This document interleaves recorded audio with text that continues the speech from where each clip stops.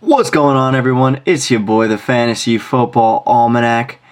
Back at it. This time we're doing something a little bit different. We are doing my undervalued players on Sleeper and Underdog Fantasy. So you guys can go in and get these players at values. Get some steals in your fantasy drafts with your league mates, with your friends, whoever. It doesn't matter. But anyways, before we hop into this video, please go down, give this video a like, give this video a comment, and subscribe to the channel if you do enjoy the content. With that out of the way, let's get started with my first undervalued running back here, Saquon Barkley. So my first running back that I want to be talking about today, like I just said before, it is Saquon Barkley. Saquon Barkley on Sleeper coming off at 17.6 or the running back 11. On Underdog Fantasy, he is coming off at 14.3 or the running back 8, meaning that sometimes you can get this guy as your running back too. Let's get into some of my points. The first reason why is his ceiling. I'm just going to give a little comparison just for reference. Christian McCaffrey, a guy coming off the board, sometimes is the running back 1 or the running back 2 right now in fantasy football drafts, had the second highest fantasy scoring season for a running back of all time. Saquon Barkley had the 14th greatest running back season of all time, and he did that as a rookie. He did that with Eli Manning and the 25th ranked O-line in fantasy football. This guy is different. He was drafted 2nd overall. Just for ceiling's sake, Saquon Barkley has a ceiling higher than almost any other player in the entire NFL, aside from Christian McCaffrey. That's really about it. If every player hits their ceiling, Saquon Barkley will be the second best player. That is my first reason for loving Saquon Barkley. My second reason for loving Saquon Barkley is coming in with probably, in my opinion, as a Giants fan, the best O-line of his career. Last year, just to get into some crazy O-line stats about the Giants. In 2018, New York Giants ranked 25th in terms of O-line. In 2019, they ranked 17th. In 2020, they ranked 31st. And in 2021, they ranked 30th. So this has been a terrible O-line for Saquon Barkley throughout his career. Now they rank 18th, so about middle of the pack. We come in, we get Andrew Thomas, who's going into his 3rd year, looked stellar last year. We get Evan Neal, a guy I really like, takes 7th overall, might have some time to develop in the NFL. But we also have John Feliciano, Mark Lewinsky. These are both steady players here. Not great necessarily, but at least decent O-linemen. And then Shane Lemieux has looked really good in training camp.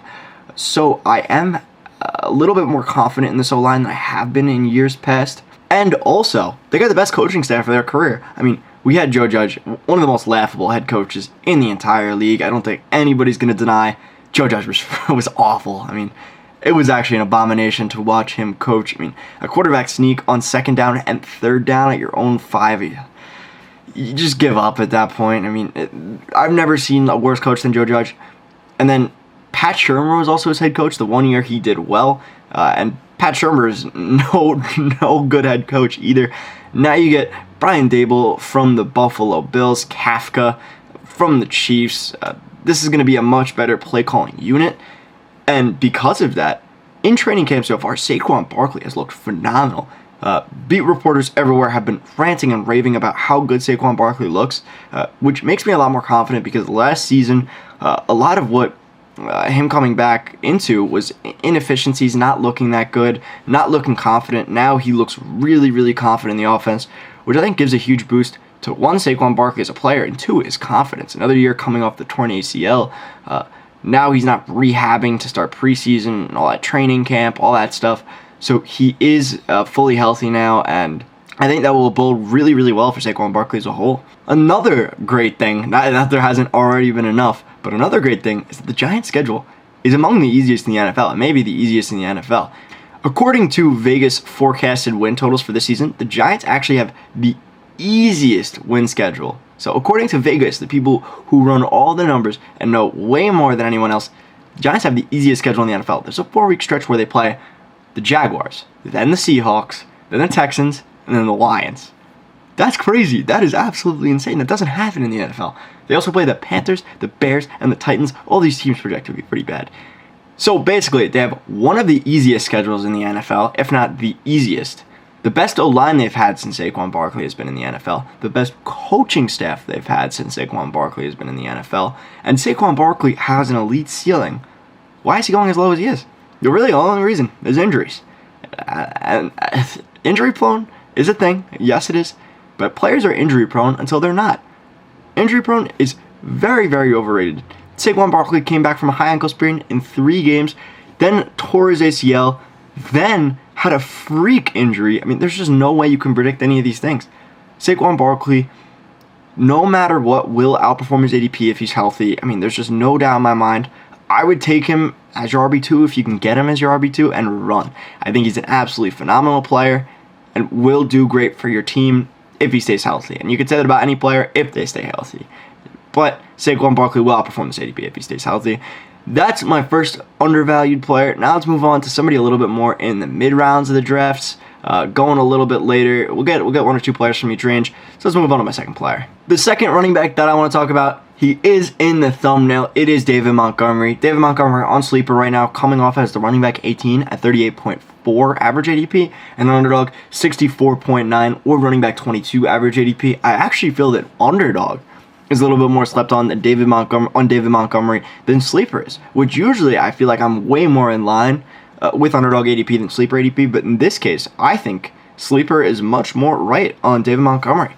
Let's start with some of the positives. For one, I think a lot of people are worried about Khalil Herbert, and I totally can understand why. From a casual perspective, I think Khalil Herbert is a tiny bit scary. But if you really go in and dive deep into the numbers, Khalil Herbert is not somebody you have to worry about at all. For one, yeah, he had that boom stretch last season, but when David Montgomery came back, Khalil Herbert never got more than 4 carries in a single game. That's nothing. That doesn't even worry David Montgomery at all. That's a breather back right there. A back who only comes in when David Montgomery needs rest. And if you were worried about a new coaching staff coming in and maybe changing some of David Montgomery's snap counts, you don't have to be worried about that either. When the starters played in week 3 of the preseason, David Montgomery received 91% of the snaps, 20 snaps out of a total 22. Khalil Herbert did get the other 2. So David Montgomery, in the same role that he had last season, there are even reports that he may be getting more targets this season. And he's already a pretty slept-on receiving back. 2 years ago, 68 targets, which is really, really good for a running back you don't picture as a receiving back. And then last year, on pace for 70 targets. This guy gets targets in the offense pretty much no matter what. And nobody talks about it. I mean, it's kind of nice. Literally, nobody talks about it. 2 years ago, this guy was the running back 4. Literally, the running back 4 in fantasy football. I'll throw up a graph right now. And he had a 5-week stretch where he dominated and was the running back 1. Ahead of guys like Alvin Kamara, Derrick Henry, Nick Chubb, and Jonathan Taylor. I mean, this guy can bowl, and that was a terrible team. Last year, he finishes as the running back 19 despite missing 4 games. If he had played those 4 games, and we project out the same exact average points he's getting, he would have finished as the running back 7. So this guy consistently finishes as a top 10 guy, but is being drafted as a mid-running back 2.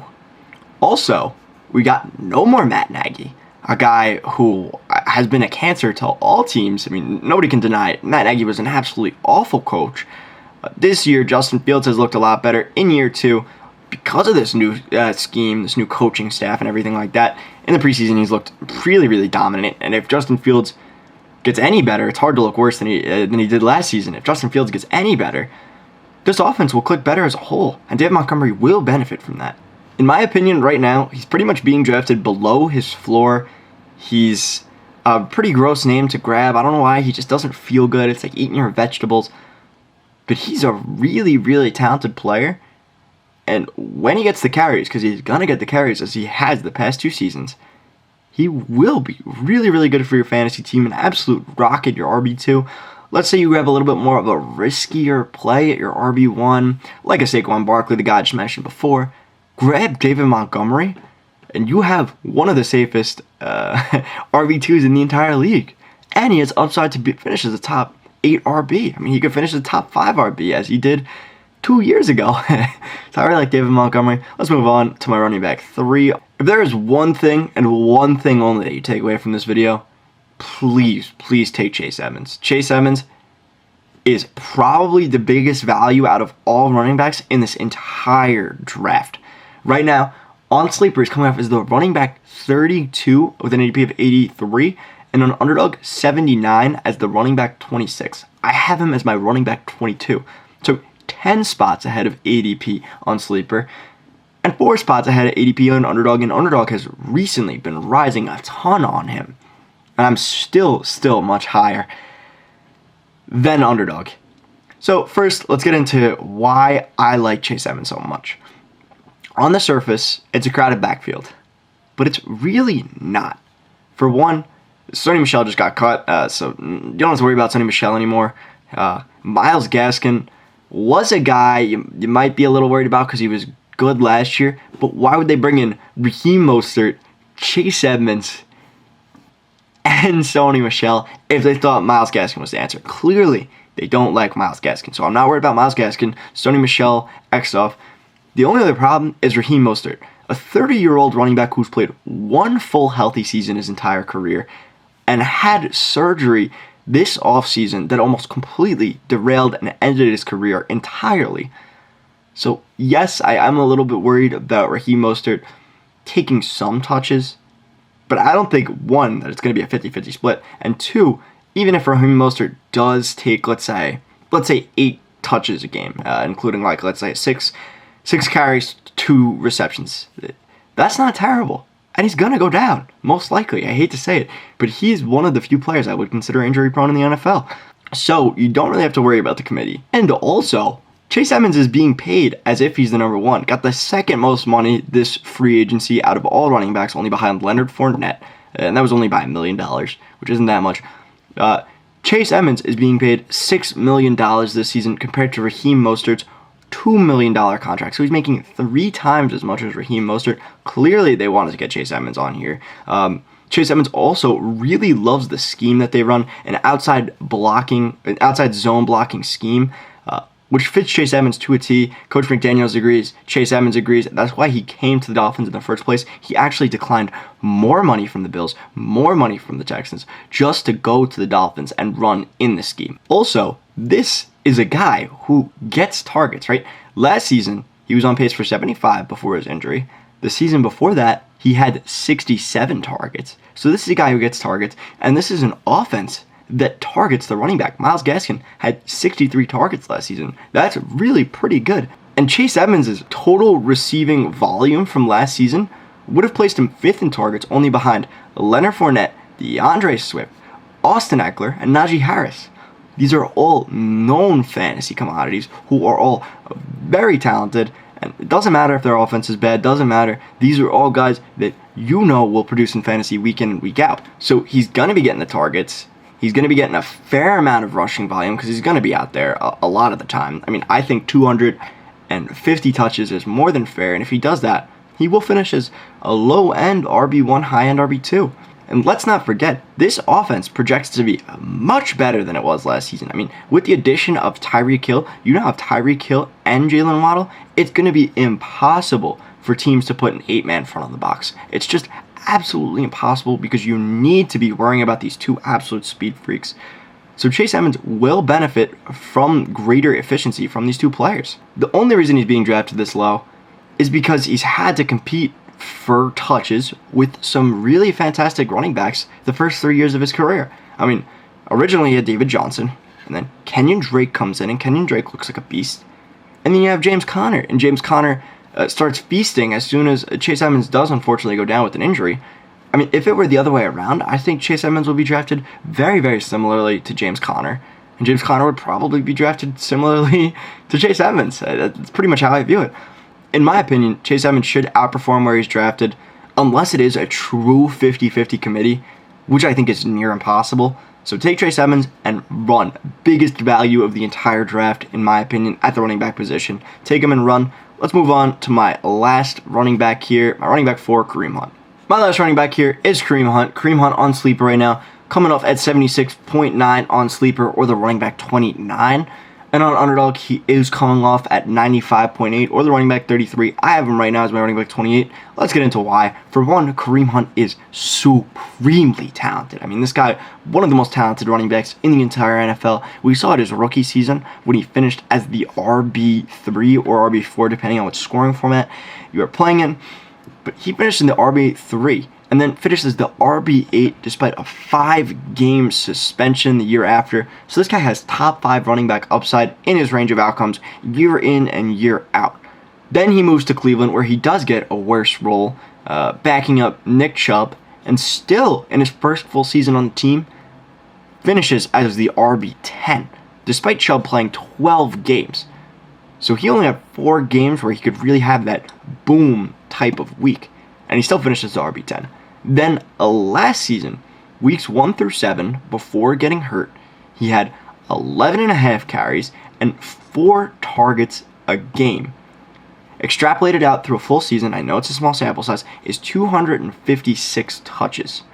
They clearly want to give this guy the ball. He is very, very talented, had the same fantasy points per game through the first 7 weeks as Nick Chubb. There's literally no difference. Nick Chubb scored 0.3 points per game more. Yet Kareem Hunt, right now, is being drafted in the 9th round, and Nick Chubb's being drafted in the 2nd. So we know he's got the talent. We know he's in the situation where he still will get the ball. What else? The Browns right now have the 2nd best O-line according to PFF in the entire NFL. Their O-line is absolutely stacked. He's also in a run-first offense with their current quarterback being Jacoby Brissett. And I know that probably sounds like a bad thing. Kareem Hunt will be less efficient. But with less efficiency will most likely come more volume. Because how are you going to throw the ball at Jacoby Brissett? This guy who legitimately can average under 200 passing yards a game this season. He's really not a quarterback we've ever seen or liked. Kareem Hunt will be the beneficiary of that. I mean, he's going to be getting probably around 15 carries a game with Brissett in. And then Deshaun Watson comes back. And again, it probably is a positive. I look at it as more of a neutral, but it probably will be a positive because he will be getting more receiving work from Deshaun Watson than Jacoby Brissett. But Deshaun Watson comes back, will raise the efficiency of the whole team by being a better quarterback. Kareem Hunt will probably get less volume, but at the same time, his efficiency will go up. So again, I look at it as a net neutral between Watson and Brissett here. And one last thing that not many people are talking about, but he could get traded. Sure, this could be a huge negative. We don't know because, he'll really be traded to any team. But let's say he gets traded to a team like the Eagles, a team like the 49ers. These are both teams that he will be utilized as the lead back. And if that's the case, Kareem Hunt can only stand to benefit from becoming that RB1 and sole RB1 in his offense. So I really like Kareem Hunt. I think he's being drafted below his floor here. I think he's a very, very talented guy. One of the most stable guys, and also has a ton of upside if Nick Chubb were to go down. If Nick Chubb goes down, Kareem Hunt automatically ascends to become an RB1. But that's it for my undervalued running backs for the 2022 NFL Fantasy Football Draft season. If you guys did enjoy the video, please go down, leave a like, leave a comment, and subscribe to the channel. You could always change your mind later. Would really mean the world to me. Thank you guys so much for watching. Please have a good day, a good night, and a good life.